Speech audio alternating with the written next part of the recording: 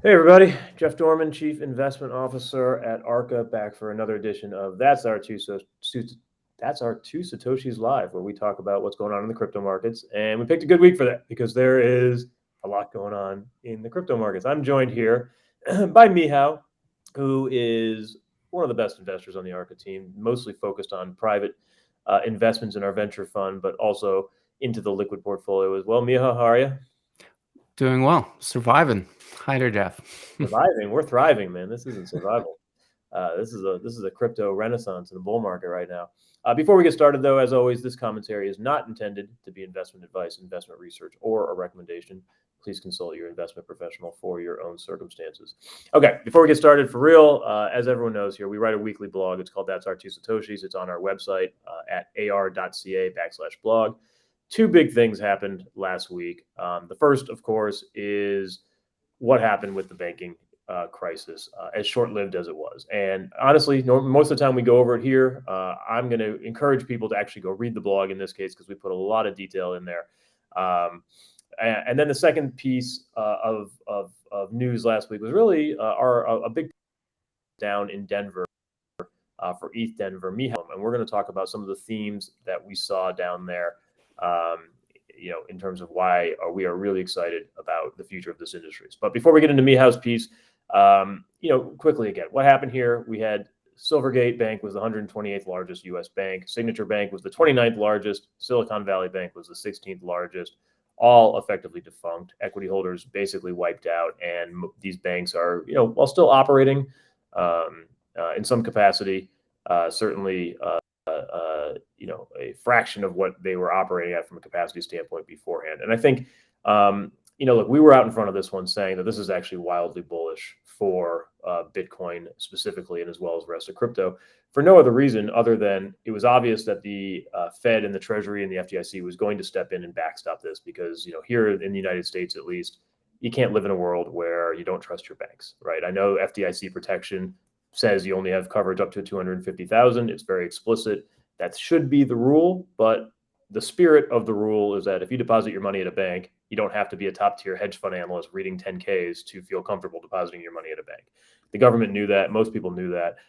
They had no choice, really, but to backstop these regional banks. Otherwise, you were going to have an epic bank run across every bank in the country. So anyway, knowing that backdrop, one, that's bullish for all risk assets, knowing that the government is backstopping you.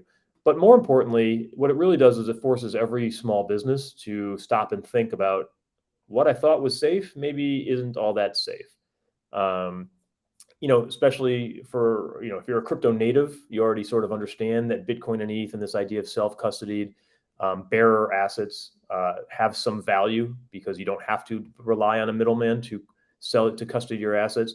If you're a small business in another industry or just an individual, though, you have to stop and think about that now too, right? You always just thought of banks and cash as being safe.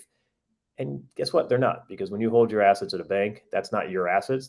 That's the bank's liability. And when the bank screws up their own asset side of it, then all of a sudden their liability, meaning your assets, is potentially impaired. And even though the government did come to the rescue as they should have, it puts a little bit of a twinge of doubt in people's heads. And what that means is that you're not going to hold as much cash as you used to. You're certainly not going to hold it all in regional banks. So where does that money go to? It goes to the too big to fail banks: Citigroup, JP Morgan, Bank of America, Wells Fargo. And it goes to brokerage accounts, which have real SIPC protection, as well as pretty safe rules with regard to segregation of client assets.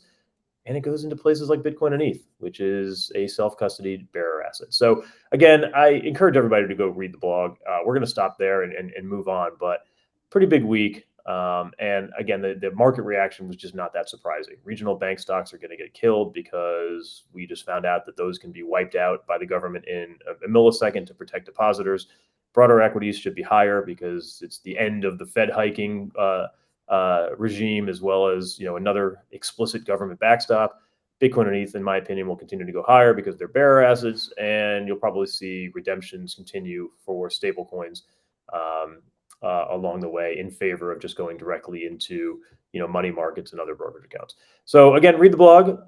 But enough about the last 4 days, Mihao. Tell me about the next 4 years. What was going on in Denver? Why was this such a well-attended conference? What are the themes? Give any anecdotes from your time and your team's time down in Denver. For sure. And certainly the event and all the content and everything that we are still digesting, having learned on the ground in Denver, has been overshadowed with this unnecessary bank runs.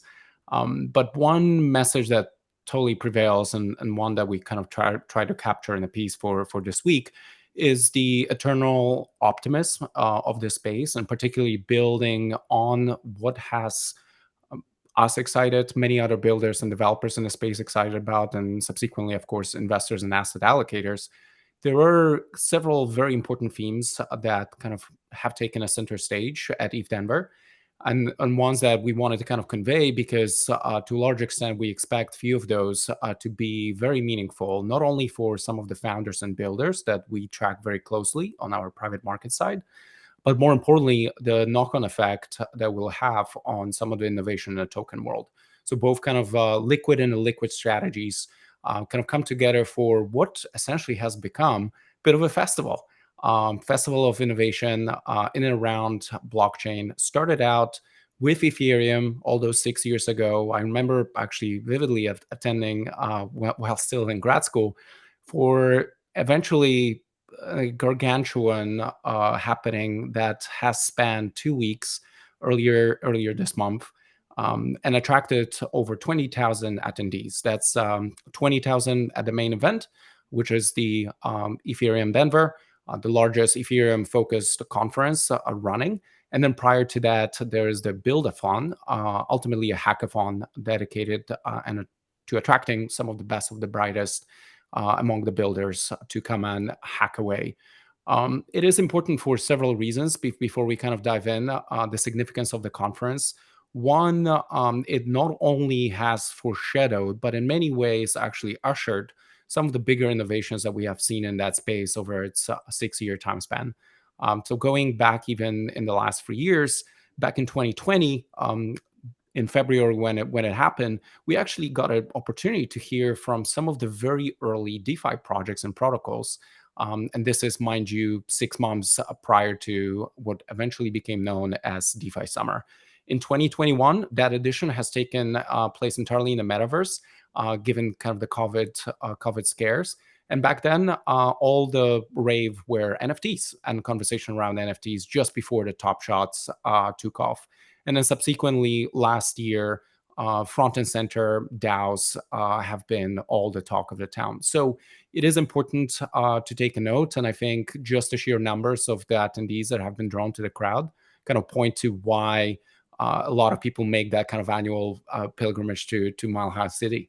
Would you say, in your experience, these big conferences have been leading or lagging indicators in terms of where the puck is kind of, not necessarily just for price action, but in terms of like real success stories? I would say conferences aren't necessarily equal, and ETH Denver definitely falls into the category of what I would say developer centric and developer heavy conferences. So it is certainly one that we pay attention to, given that a relatively high signal to noise ratio when it comes to the focus on the builders and projects at the kind of earliest stage of their building journey. Now, there are other conferences on the circuit, Consensus probably being another one, large, long running, that attracts a very different type of crowd. That one I would almost categorize with such a heavy focus on investors and retail, both across retail and institutions, has a lot more of a lagging effect. Than similarly with kind of Bitcoin Miami, I would put it squarely in that category. When it comes to Ethereum Denver and specifically the Ethereum developer centric conferences like EthCC in Paris, those are perhaps the ones that you get a peek into what is actually getting built and where are the developers congregating, what is attractive to them as kind of the next new primitive. Given that this conference happened really right before the mini bank runs and banking crisis happened, was there any, I mean, we know most people who are already in the crypto ecosystem are already pretty distrustful of banks and governments in general, but was there any sort of an air of panic or like this is our time, or like what was sentiment like there before all this went down, given that had boots on the ground in a place that had a very large congregation of similarly minded people. I think this is, to me personally, has been one of the probably almost reality distorting field that you kind of stepped into during ETH Denver. The talk of the regulation and general woes of getting debanked and getting minimal access to the fiat rails here in the United States have not necessarily been the talk of the town. You would hear it primarily from just the lawyers and a couple of legal panels that we have seen, but that has not been kind of the focus or kind of a theme. Where the themes have been much more kind of forward looking, particularly to the elements of this ecosystem that are picking up steam and are shipping out and launching some products, or products that are graduating from testnets to mainnets in the kind of not too very near future. That's where we have seen kind of most of the talk, the excitement, the panels, workshops, dinners, and social gatherings kind of focus on, which is great. Was greatly surprising, I guess, in hindsight of what has happened the week after. Great. So let's get into some of the nuts and bolts here. Mhm. Again, Michal went into great detail on the blog itself. You guys can check it out. But quickly, like, give me some of the themes or areas where you came away either really excited, or maybe even if you don't know that much about it yet, you thought that other people were really excited about. For sure. So I think one that certainly stood out, even when I kind of compared notes with other analysts, investors, and founders in the space, has been kind of incessant focus on scalability. We have experienced ourselves looking at the liquid tokens out there and the way to express that idea, but more importantly, other founders taking note is that variety of different rollups. So essentially, think of it as a way to hash number of different transactions into one batch that you effectively settle on the mainnet, Ethereum mainnet, kind of taking full advantage of that shared security with layer one of Ethereum, but offering much cheaper and faster execution on these kind of layer twos. That has been incredible focus. There were several actually events that were running in parallel, focusing entirely to interoperability. Already mentioned kind of the shared security summit and several other kind of adjacent events that were laser focused on how do we bring masses and do it at a scalability that's much more familiar to Web 2. Front and center of that particular theme has been Base, just very recently announcing their own native rollup done on Optimus. And perhaps this is one of the probably most of a telling signs of why this is one of the themes that is attracting so much attention, particularly from one of the stalwarts of this industry being Coinbase, as they are actually themselves seeing a great opportunity of bringing their existing user base and exposing them to some of those on-chain primitives that I think has been actually particularly well captured in the commercial that kind of went a little bit unnoticed, but one that certainly captured the imagination and what Coinbase is trying to do. A commercial that Coinbase put out about how broken the money flows in the States are today. And that roll-up project called the Base is ultimately one of the ways to showcase people, really show and tell, of how you're able to do better banking, receive payments in practically real time, and also settle without necessarily being prisoners of the existing system. And then that's really interesting too, because obviously historically Coinbase has catered first to a retail trading audience and then second to an institutional trading audience. This is the first time they're catering to developers and saying, come build on these rails. 100%. And this is also one element that we are paying extremely close attention to, just looking at the GitHub repos of Base as such. Unprecedented level of activity compared to some of the other open source protocols out there.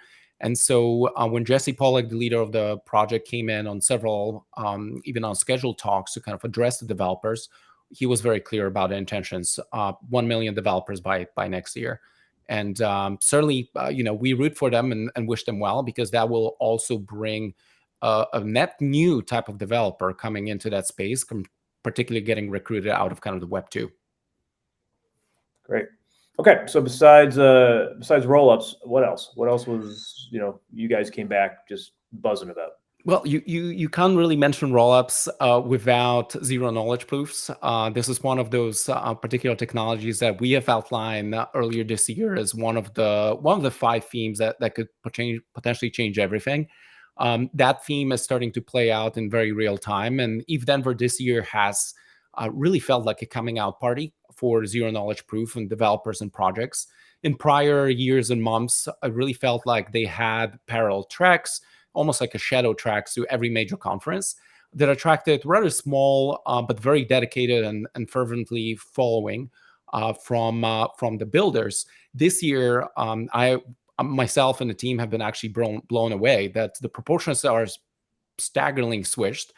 The ZK Day, which was kind of one of the first openers for that particular theme during ETH Denver, has attracted investors to founders in almost like 2-to-1 ratio. That to us has indicated 2 things. One, there's an incredible amount of excitement. Some of the numbers that have been deployed into that space by private markets investors are quite staggering. In less than 18 months, close to $1 billion have been actually plowed by private markets investors to some of the leading projects and technologies that are building in the zero knowledge proof arena. And that probably also indicated why there is investors just can't allocate fast enough. However, one particularly chilling point, but very poignant one, has been made by several of the projects that kind of went on stage to cool down the expectations and really point to the actual gap there is still today between where the technology is today. It has been really in R&D, zero knowledge proofs mathematically since the late 80s, but in reality, for crypto specific applications, only in the last 3-4 years, they have been picking up steam and the resources. And then on the other hand, with the proliferation of potential applications here, it is particularly tough for a lot of investors, including ourselves, both on private and liquid side, to express that idea in kind of an investable format and do it on a time frame that both of our funds work on. So several of those ideas have emerged, ranging really from potentially betting on hardware, because that is one of the bottlenecks, as we've kind of discovered and learned talking to the projects. A lot of existing GPUs are actually very inefficient when it comes to settling ZK proof transactions. And so there are companies that are building a dedicated chips that will be able to take the transaction settlement into milliseconds. So there is one potential unlock function. But several others do actually require a lot more R&D before deployment and before really they go into the mainnet. So today, very few that are actively live. Probably most notably, Polygon has the one that had kind of 2 ZKP solutions that have been pushed to mainnet. But several others that are very prominent on kind of their work are still yet to come. They haven't launched yet, and some of them are delaying actually some of the launches in light of some of the regulatory pressures. So that probably is one of the themes that I put on my kind of personal list as just as a DAO tooling of last year has been all the rave. All the crossover funds, all the Silicon Valley funds were seeing this as just another evolution of SaaS. That theme has sizzled out a little bit. ZK proofs, in my opinion, one of the more foundational technologies, but ways to express it and express it well as an investor at the early stage, still rather tough, but definitely worth the watch. Great. Well, we're going to skip your third one and force people to actually go to the blog to read that because I think that's a good one. And I want people to actually have to go read it from you. But let's go to number 4. The last thing that really kind of excited you, talking about a topic that's pretty much been all over crypto Twitter, certainly. Real world assets, RWAs, and how that's sort of being integrated into DeFi. For sure. And DeFi probably had, as I noted, a bit of a subdued presence during ETH Denver. In years prior, it was probably one of the loudest camps out there. But this time around, where we saw DeFi particularly present and vocal has been with relation to actually real world assets implementations of kind of the DeFi primitives. Why is it important, and what kind of real world assets essentially represent is a potential of a brand new collateral that many of the DeFi primitives have been, quite frankly, looking for. So some of the popular examples of what today is called the RWAs, as equivalent of those real world assets, include credit notes, corporate debt, real estate, royalties, and invoices. It is very easy to kind of broaden it to pretty much any real world asset out there. But I like to actually tighten that definition a little bit more in context of kind of the financial instruments, because those were the ones that we primarily focus on. And so, with that in mind, there is a particular coincidence that a lot of the attention is or a lot of spotlight is going on RWAs, primarily because of the talk of real yield in DeFi. What does it actually mean for you to generate a single-digit type of yield on a particular participation in liquidity pool versus perhaps kind of DeFi of the years prior, where a lot more of kind of the liquidity mining incentives have been in vogue. The reason why it's particularly so attractive is allows you to differentiate and actually diversify your portfolio potentially to assets that in the real world might not be correlated at all to crypto, and hence perhaps reduce some of that reflexivity that we all known to embrace. And so this is perhaps why several of the projects have been kind of at the forefront here. One that we have spent a lot of time talking to and meeting some of their counterparties is Centrifuge. That has been one of the almost OGs of this movement.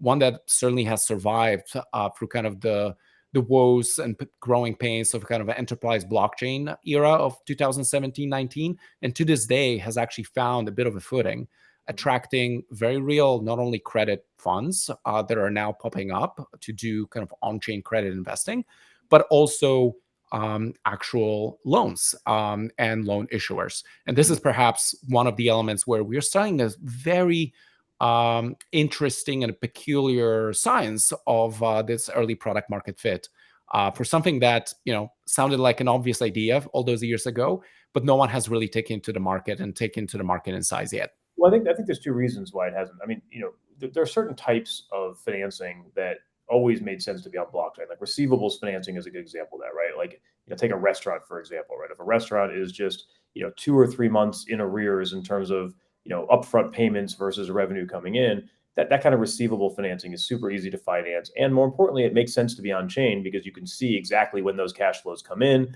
And it's pretty easy to do the credit work if you put something like that on chain. But other types, I think there's two reasons why other types of real world asset financing and real structured products hasn't taken off yet.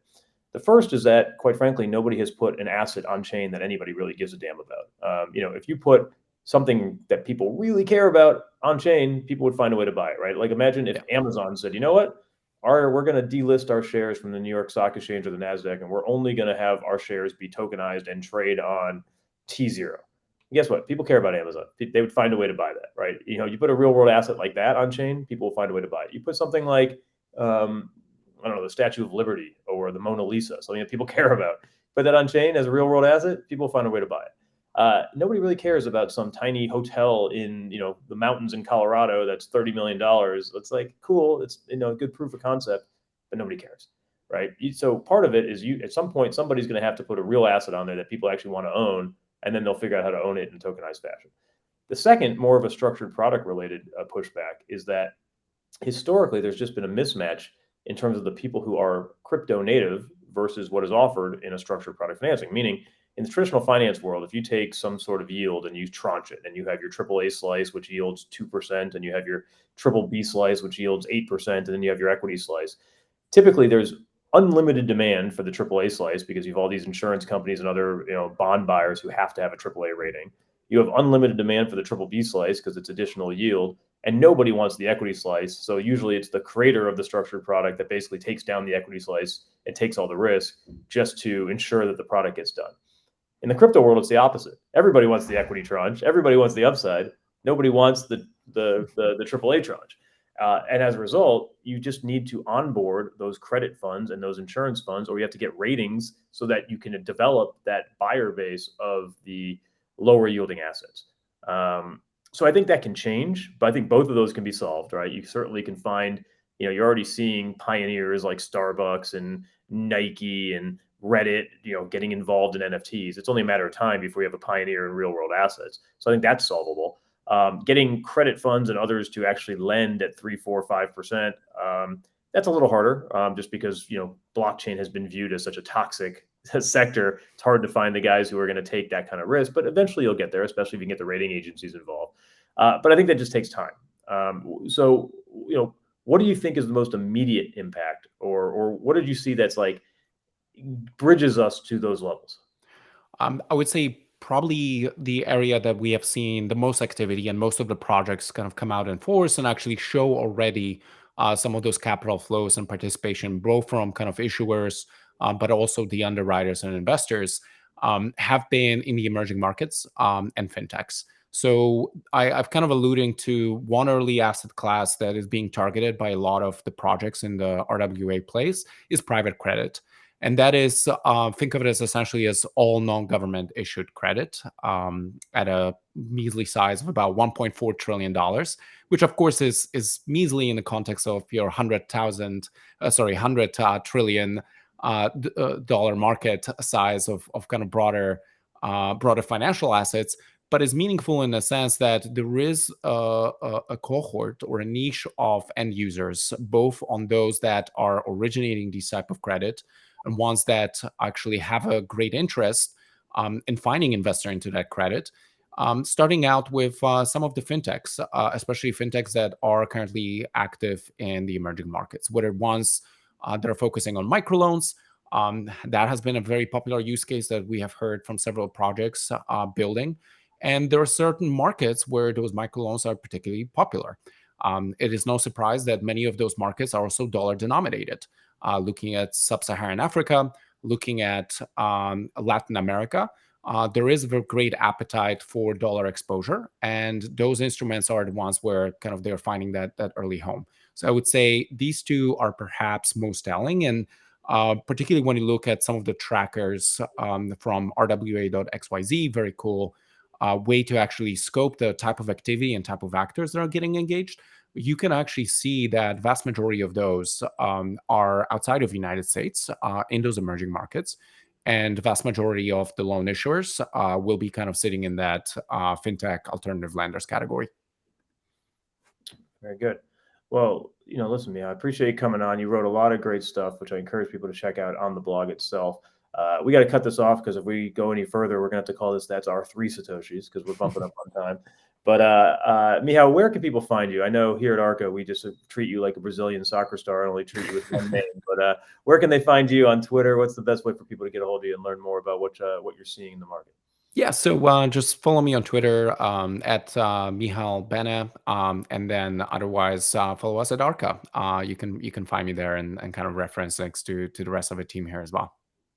Perfect. Well, that's it for this week, everyone. That's our 2 Satoshis Live. We'll be back again next week, and I'm sure we'll have a lot to talk about given what's going on in the market. So, Mihal, thanks for joining, and we'll speak to everyone next week. Thanks all.